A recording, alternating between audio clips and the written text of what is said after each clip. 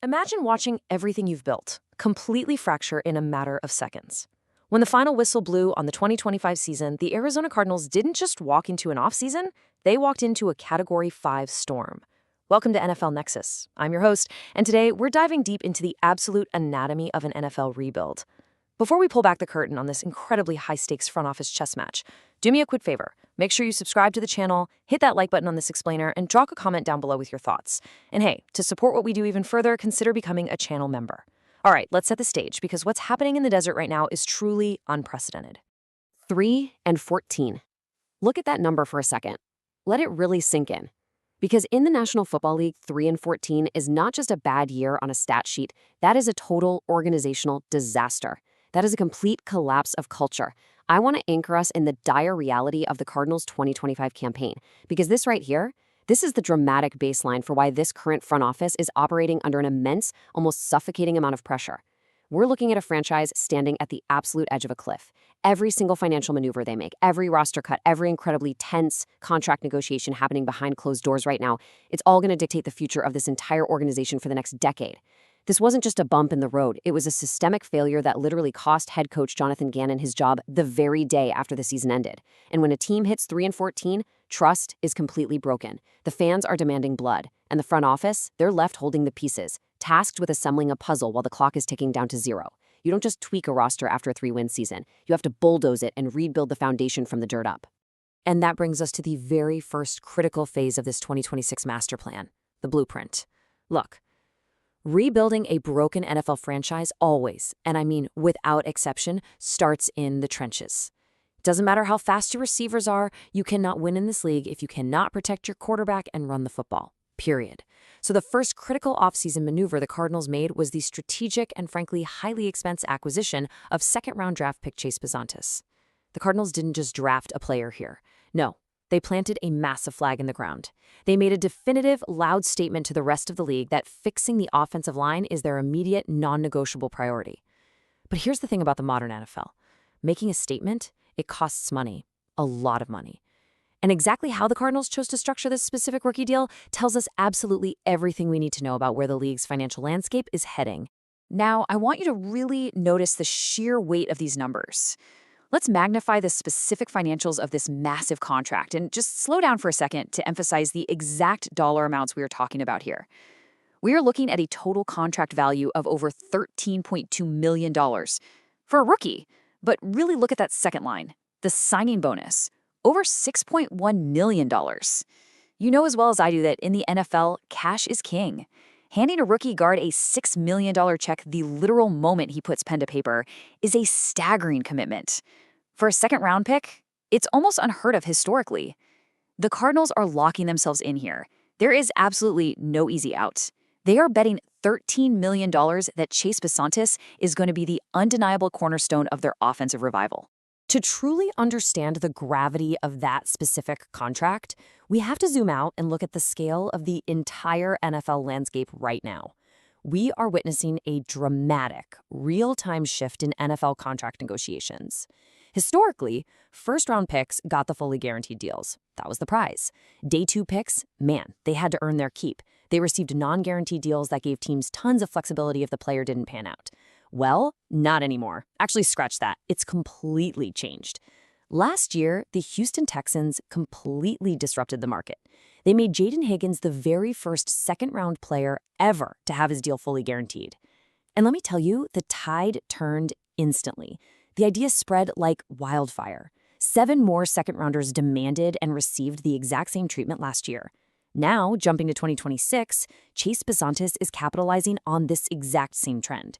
The power dynamic in the NFL draft is fundamentally shifting toward the players. And the Cardinals, they had absolutely no choice but to pay the premium to secure their guy. So what exactly is Arizona buying for all that cash? For $13 million, they are buying an absolute enforcer. Just listen to the intense words of the man himself. I would say I'm a mean, nasty, tough football player, a smart football player that can understand defenses and then make you pay. I love that. That is not your standard media-trained corporate PR speak. That is a threat. Bizantis is bringing a fierce, relentless, old-school attitude to a locker room that was completely demoralized by a 3-14 season. The front office isn't just looking for a guy who can block, they are desperately searching for a cultural shift. They want a bully on the offensive line. They want a player who literally thrives on imposing his will on the defense. This quote demonstrates exactly the kind of terrifying edge the Cardinals are paying millions of dollars to inject into their roster. But, as we all know, in the NFL, a massive contract does not guarantee you a starting job. It only guarantees you an opportunity. Let's move over to what's going to be an incredibly high-stakes training camp battle under first-year head coach Mike LaFleur. Rookie Chase Bisontis is going head-to-head with returning starter Isaiah Adams for that right guard position. And Bisontis himself noted that since high school, he's had to come into an organization and take a spot. He isn't just being handed the keys to the kingdom. He must aggressively seize this job from a veteran who already knows the blistering speed of the pro game. For Coach LaFleur, this is the absolute perfect scenario. Iron sharpens iron, right? He desperately needs this offense moving in the right direction, and forcing a highly paid rookie to basically fight for his football life in training camp, that sets a tone of ultimate, non-negotiable accountability across the entire offense. Okay, so the offensive plan is in motion, but let's pivot the narrative to the darker, much more volatile side of this 2026 offseason, the veteran holdouts. While the rookies are happily signing their deals, established stars are leveraging their absences to send a very clear, very loud message. And it starts with the incredibly concerning, deafening silence from outside linebacker Josh Sweat. We're calling this the defensive anchor dilemma. Because Sweat is not injured, folks. He is a healthy holdout from voluntary offseason team activities. And if you follow this league, you know that an unexcused healthy absence from a bona fide star player is never just about skipping a few passing drills. It is a calculated, deeply strategic act of defiance. It is a warning shot fired directly at the front office's bow. To understand exactly why this is happening, we have to look past the X's and O's and look at the human element. Comparing his past to his present reveals the absolute core of this tension. It's about fractured trust. Under former coach Jonathan Gannon, both back in Philadelphia and then in Arizona, Josh Sweat had his best statistical seasons. He thrived in that specific system. In fact, he signed with the Cardinals specifically to play for Gannon. Now, look at the current reality. The team unceremoniously fired Gannon the very day after the 2025 season ended. Sweat is deeply, deeply dissatisfied. The rug was pulled entirely out from under him.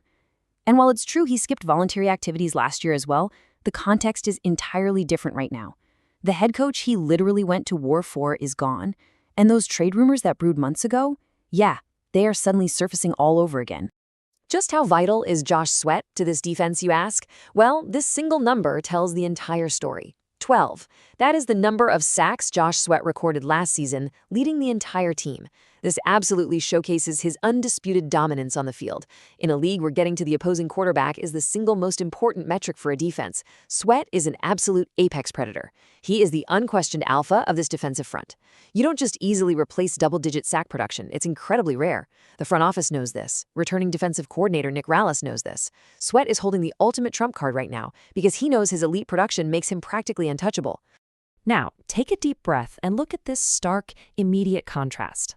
5.5, that is the combined, yes, I said combined, sack production of the entire rest of the outside linebacker room. Baron Browning, Jordan Birch, Zaven Collins, and B.J. Ojulari, 4 professional edge rushers, 5.5 sacks total. This is a devastating revelation of just how incredibly abysmal the depth is on this roster right now. Outside of Josh Sweat, the Cardinals have virtually zero proven ability to terrorize a quarterback. None.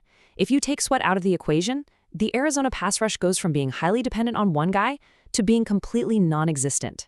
It's a terrifying drop-off, and it highlights exactly why Sweat holds literally all the leverage in this silent standoff.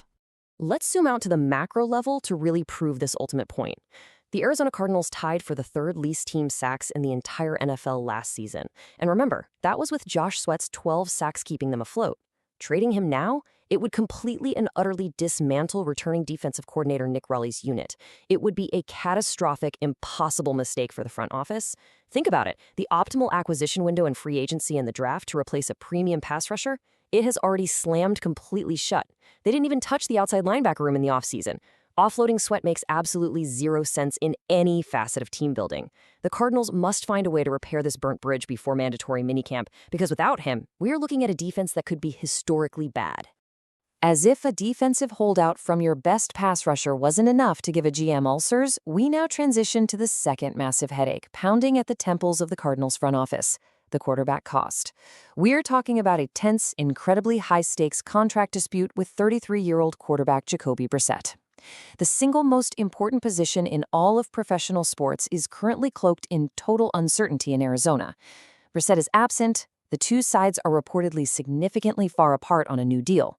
And with mandatory minicamp looming in just 2 short weeks, this situation is a ticking time bomb that threatens to completely derail the entire offense before they even put on pads.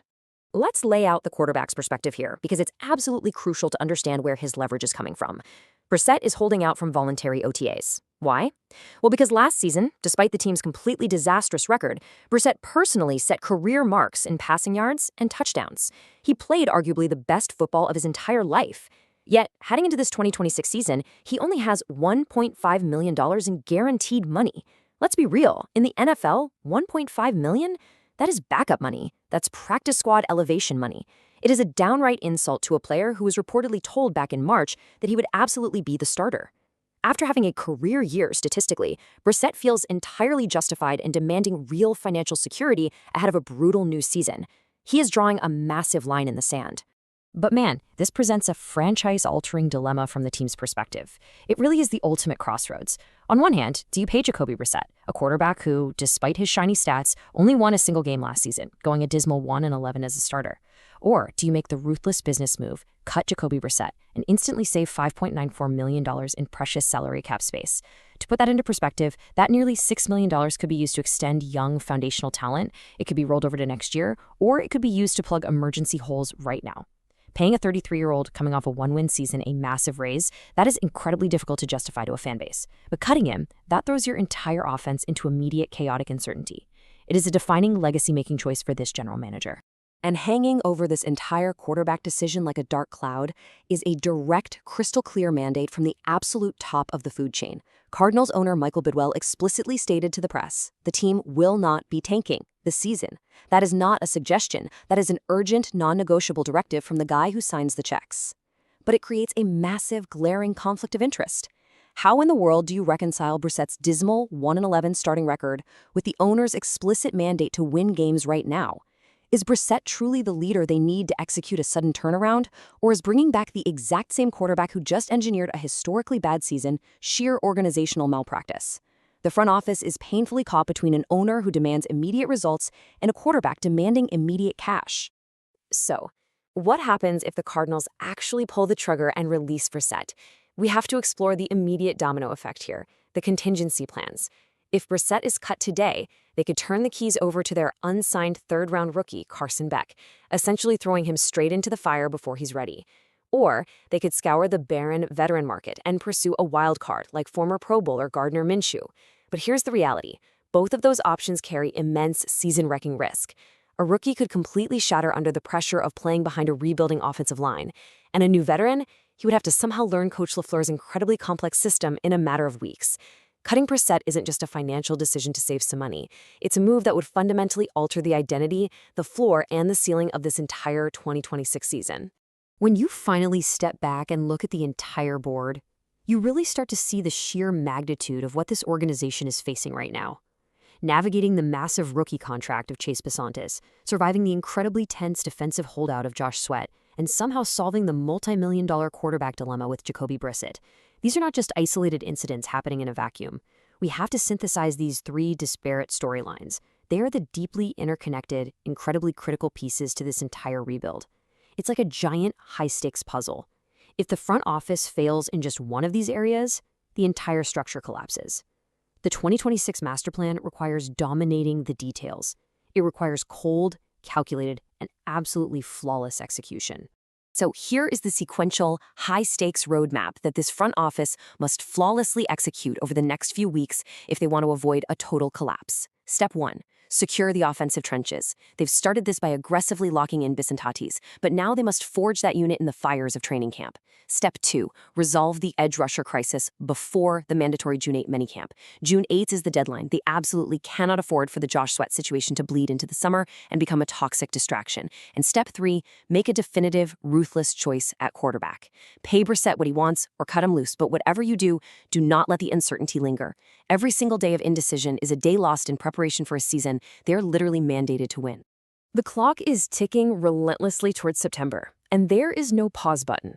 So the ultimate question remains. Will the Cardinals' front office master this high-stakes chessboard, making the precise sacrifices and bold moves required to save this franchise? Or, beneath the crushing weight of contract disputes, star holdouts, and a billionaire's mandate to win, is the 2026 season already slipping away before a single snap has even been played? We are watching a defining moment in NFL history unfold in real time, and the margin for error is absolutely zero. Thank you so much for diving into the nitty-gritty details with us today on NFL Nexus. If you appreciated this deep, cinematic dive into the crazy business of football, please do not forget to subscribe to the channel, leave a massive like on this explainer, and hit the comments with your thoughts on exactly what the Cardinals should do at quarterback. And if you really want to back the channel, consider becoming a channel member to support what we do. Until next time, stay sharp and keep your eyes on the details.